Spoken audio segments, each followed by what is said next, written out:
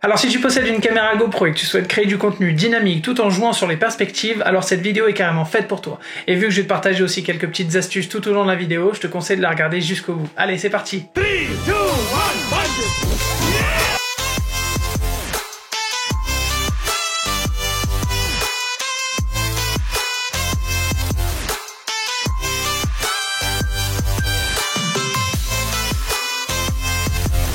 Et on commence cash par sans doute l'une des perspectives les plus intuitives mais surtout des plus logiques qui soient, car il te suffit de prendre la GoPro dans la main pour commencer à filmer du contenu. C'est un moyen hyper simple, tu verras, pour te filmer en train de faire une activité, mais aussi pour filmer un sujet qui se déplace tout autour de toi. Et tu verras, il n'y a rien de mieux que ces deux petits accessoires là, car tu vas pouvoir faire tout un tas de mouvements, comme des rotations, tu vas pouvoir faire des panoramas, et j'en passe. Alors ça demande un peu de dextérité dès lors que tu prends la caméra en main, mais je te rassure que tu vas très vite prendre le coup. Mais attention, si tu veux te filmer comme ça et avoir tout ce qui t'entoure autour de toi dans le cadre de ta vidéo, le fait de tenir la GoPro à la main peut potentiellement poser problème. Et c'est bien sûr là où les accessoires entrent en jeu.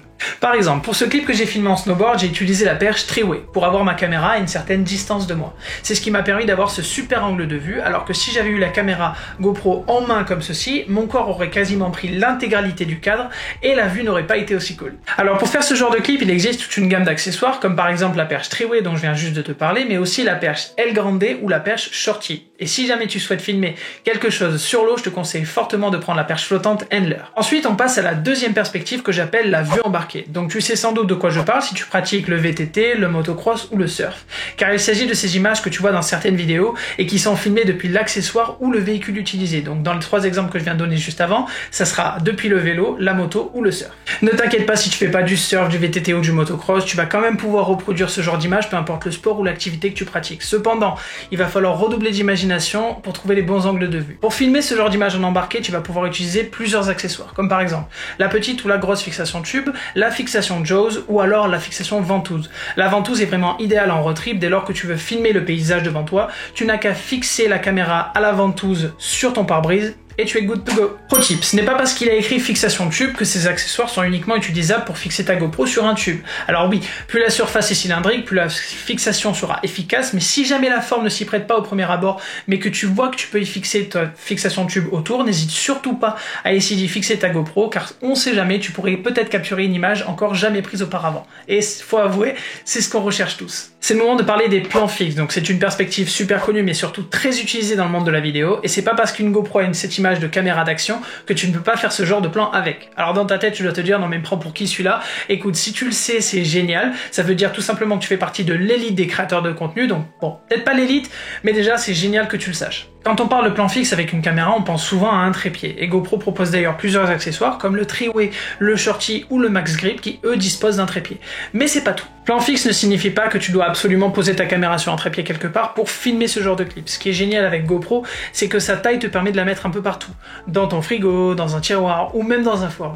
Ces images m'ont donné faim. En effet, tu vas pouvoir utiliser plein d'autres accessoires en plus des trépieds pour créer ce genre de plan fixe. Par exemple, tu vas pouvoir utiliser la pince du Zeus Mini qui est hyper pratique car tu peux la fixer soit à un toit de chalet comme dans cette vidéo ou alors à des surfaces métalliques grâce à son côté aimanté. Oh, et encore un point important et auquel on ne pense pas toujours, il faut bien sûr utiliser ton environnement. Par exemple, pour prendre cette photo, j'ai utilisé des pierres pour créer un angle de vue que je recherchais et comme tu peux le voir, rien de plus simple.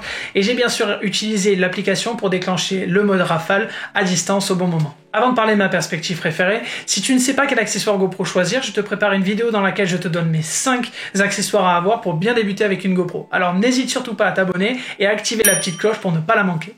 On va enfin parler de ma perspective préférée qui est le POV. Donc si tu me suis sur Instagram, tu sais à quel point je m'éclate à trouver des angles de vue originaux et à prendre des POV toujours plus immersifs. Alors un POV, c'est une vidéo à la première personne qui te permet de mettre la personne qui regarde ta vidéo à ta place et de lui faire vivre un peu plus ton expérience. Il n'y a rien de plus engageant que de faire voir à quelqu'un ce que tu vois toi. Que tu fasses du BMX, du billard ou une simple balade, tu vas pouvoir partager ton expérience avec les gens tout autour de toi. Alors pour capturer un POV avec ta GoPro, tu peux utiliser plusieurs accessoires, comme par exemple le harnais qui est un véritable incontournable, ou alors le quick clip ou le bandeau frontal. Ça tombe bien car ces deux-là font partie d'un seul et même pack d'accessoires, c'est quand même pratique. Et tu as aussi la fixation de bouche qui est pour moi le meilleur moyen de capturer un super POV tout en suivant les mouvements de ta tête. Par contre, si tu es comme moi et que tu es du genre à extérioriser un peu tes émotions tout en criant un bon coup quand tu réussis un trick, pense bien à mettre une dragonne, ça évitera à ta GoPro de se taper un vol plané. Vu que tu es resté jusque là, il est donc normal que je te donne un dernier petit conseil en bonus. Donc si tu veux faire des POV super immersifs tout en agrandissant l'angle de vue de ta caméra, je te conseille de jeter un œil au Max Lens Mode. C'est juste une dinguerie les images que j'arrive à créer avec cet accessoire.